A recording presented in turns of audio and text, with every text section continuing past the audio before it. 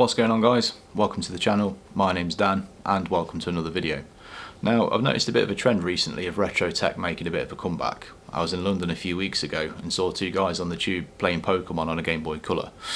Absolutely sick game and console choice, by the way.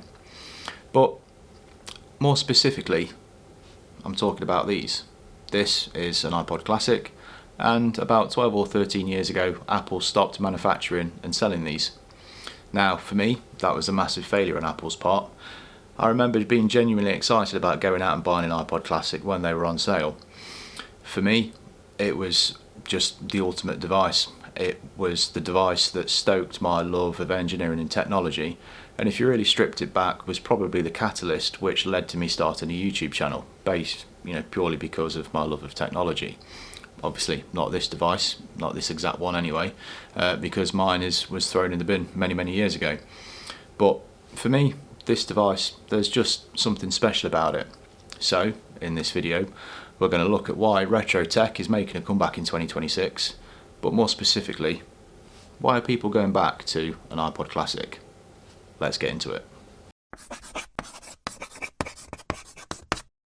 For me, the iPod Classic is a beautifully designed bit of kit. I love the ergonomics, and I love the fact that it's a disconnected device. It's not trying to act as a phone, it's not trying to act as a sat-nav, and it's not going to allow you to access your social media and allow you to scroll brain rot content on Instagram all day. Don't get me wrong, I love the fact that we've got all of those things accessible in one device in the modern age, but sometimes it's just nice to plug your headphones into the headphone jack and listen to that nice satisfying click. Pop your headphones in, unplug from the matrix, and just listen to music and watch the world go by and forget about all of the madness that's going on in the world today. So we obviously can't talk about iPods without talking about the headphone jack. There's just something oh so nice about hearing that satisfying little click or crunch as the headphone jack goes into the adapter.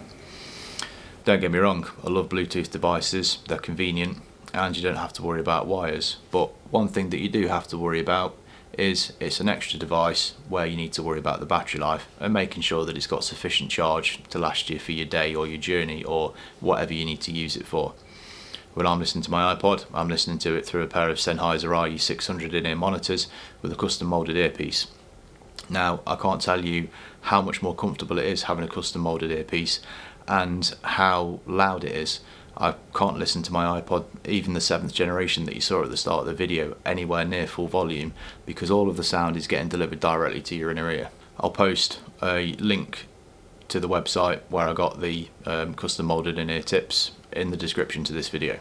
So, what type of iPod do you have, I hear you cry? Well, I've actually got two.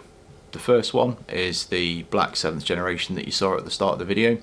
Now, this was an iPod that I bought custom built and custom modded from eBay, and I also own a 5th generation iPod which I've modded myself, which I actually forgot to bring on this trip with me. It's still at home. Both of these devices have been extensively modified.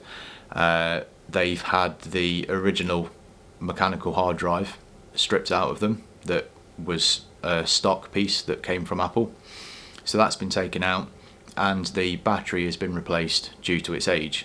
So the battery has been replaced with something stupid like a 3000 milliamp hour battery, and the fact that the hard drive has been taken out, the actual power draw of the device has been massively reduced. So we've increased the battery capacity and we've essentially increased it again because we've reduced the power draw of the device, which means that I never have to worry about my iPod not having enough battery in it.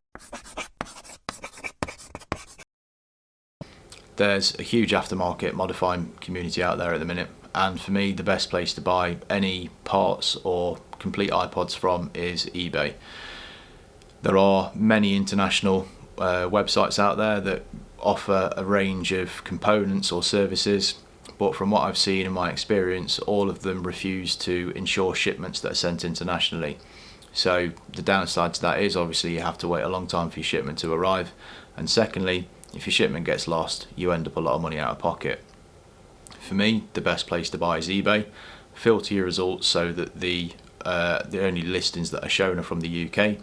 This means it's going to be much easier to get in contact with the seller if you have a problem with anything, and you're not going to get stung with any import duties when the item comes into the UK.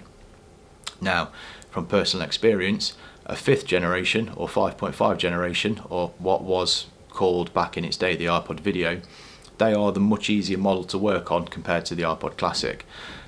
That's partly or mostly due to the fact that the front fascia panel of the Ipod 5th generation is plastic compared to the anodized aluminium. That's right, aluminium, not aluminum. There are two I's in it, Americans.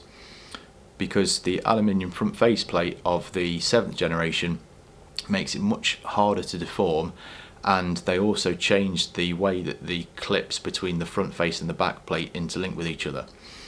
I've never been able to attempt to do it myself without destroying both the front and back cases.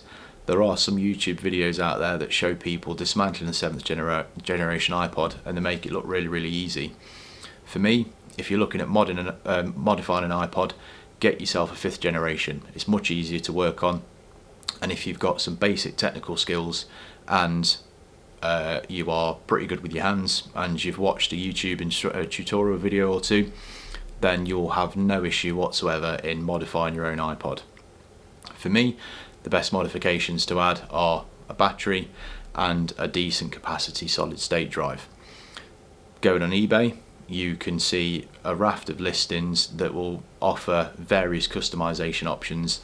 I think you can pretty much choose from any colour front face panel you want now, and you can choose between a mix of either the polished stainless steel or a anodized stainless steel or anodized aluminium backplate in a variety of colours. So there are literally endless possibilities of different customization options out there for you if you choose to go down the route of modifying an Ipod. If you're a bit of a tech geek like me, I just can't get enough of it. The only mega piece of advice that I will advise to anyone that's looking at breaking open an Ipod and doing some modifications themselves is to be really careful with the ribbon cables. Apple absolutely loves ribbon cables, and they are so easy to damage either the cable or the joint itself. It is unbelievable. So just take care, take your time, take it easy, and drop a comment in the video. Let me know what kind of Ipod mod you're working on, or anything you'd want to see me mod in the future. No fees, no subscriptions, no adverts. That is the best bit about having an Ipod in this day and age. There's no streaming, there's no subscription fees that you need to pay, and there's no adverts. There's nothing more frustrating than going on YouTube and having to watch 2 minutes worth of adverts about some stupid insurance that someone's trying to sell me that I'm not going to buy before I can watch the music video that I want to watch. All of your music is yours. It's on your iPod and it's in your pocket.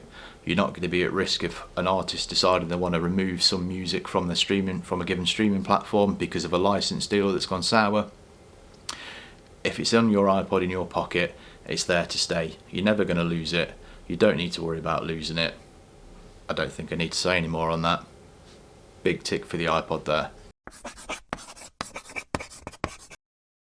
So, do I use my iPod? Well, yes, I do actually. I use it around the house quite a lot, mostly because I don't own a Bluetooth speaker, so I need something that's got a headphone adapter in it. I use it on the commute to and from work, predominantly because there's quite a few phone signal dead spots along the way, and it's really annoying listening to music from a streaming platform when the signal keeps dropping out. I must admit, I did think that I would use them more than what I am doing at the minute. But I think part of that's probably to do with the fact that I'm still getting used to using a wired device in 2026 when everything's been so, convenient, from using an iPhone and a pair of AirPods or a pair of Bluetooth headphones. That said though, I'm using it more and more, and I am finding when I'm going out that it is actually quite a good conversation starter. I've lost count of the amount of people that have come up to me and said, is that a genuine iPod? What's that you've got there in your hand? When I've been out and about with my headphones in and I've had my iPod in my hand, which is a great way to start a conversation with somebody else about technology and something that you're interested in. For me, the iPod's here to stay. There's a big tick against it in my book. It's nice to be able to cut out all of the subscriptions, it's nice to be able to cut out all the fees, and it's nice to be able to cut out all of the adverts. It's nice just to have one device to listen to music from, and for that one device to do that thing really, really well. That's it from me today, guys. Hope you've liked the video. If you have, drop a like, hit subscribe. Helps me maintain the motivation to keep this channel going. Until next time, see you then.